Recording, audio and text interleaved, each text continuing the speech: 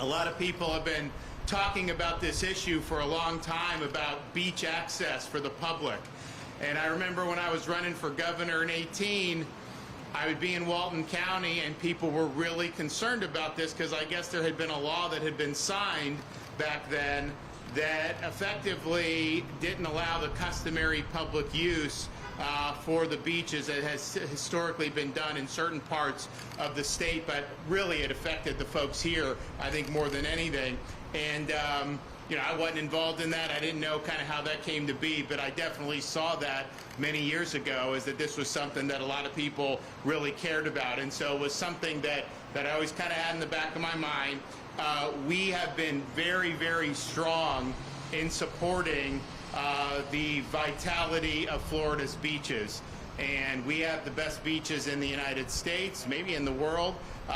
And certainly the people that have come to this part of the state recognize that these are really, really first-class beaches here on Florida's Gulf Coast. And so we have done, since I've been governor, almost $600 million for beach renourishment areas in various parts of the state, but particularly in those parts of the state that have been affected by recent hurricanes. And you know, you'll see these hurricanes come in and the surge, and some of these dunes can get swept away. So we've been really, really intent on doing that. We've gotten a lot of money where it needs to go to be able to restore and to keep these things really, really positive.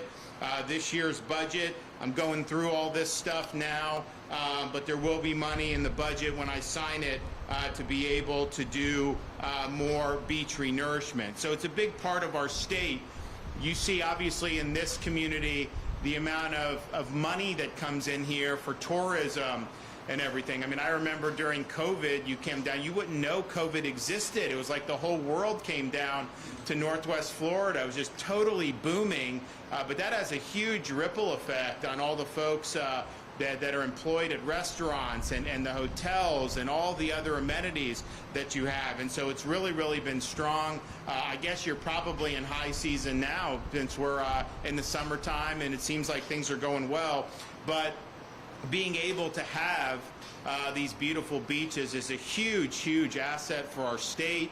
It really does help drive the economy. It also is just important for the culture of the state and for being a Floridian. And for a lot of our residents, we live relatively close to a beach because we have a massive peninsula.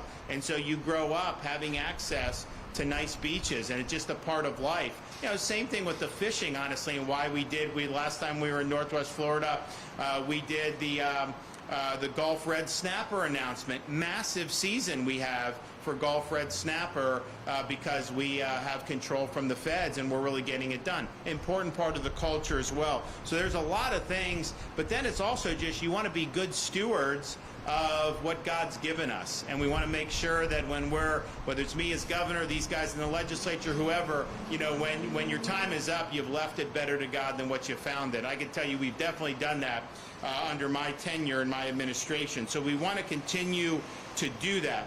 Now, this issue about use has been one that I know a lot of people have cared about.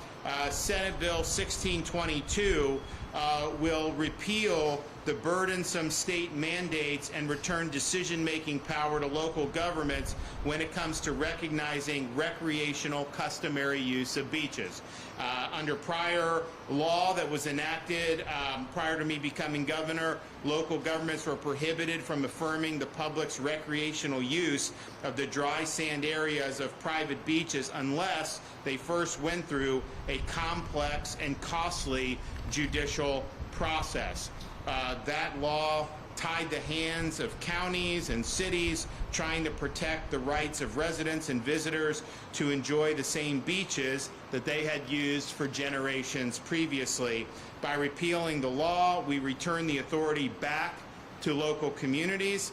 Cities and counties can now adopt ordinances recognizing recreational customary use, walking, fishing, sunbathing, swimming, without having to obtain a judicial declaration parcel by parcel. This bill is about restoring local control, cutting legal red tape, and putting our residents first.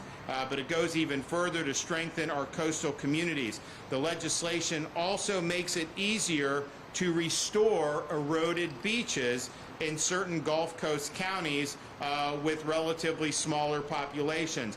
In these areas, it simplifies how the state sets the erosion control line, the legal boundary between public and private parts of the beach. And so the convoluted process will come to an end.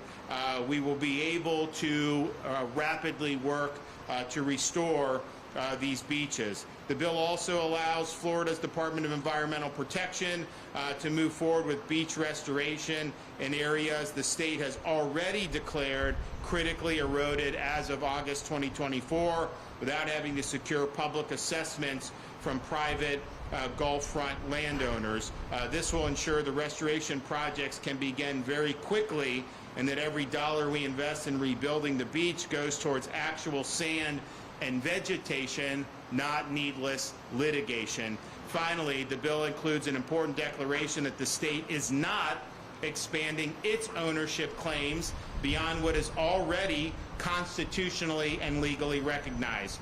We are protecting private property rights while also advancing projects that are in the public interest. I want to thank Senator Trumbull, the representatives who were all here, who were instrumental in bringing this bill to the fore. I know this is something that a lot of folks in the community have wanted to see for a long time, and momentarily we'll make it official. But before we do that, I'm going to bring up some of our speakers, and so we'll start with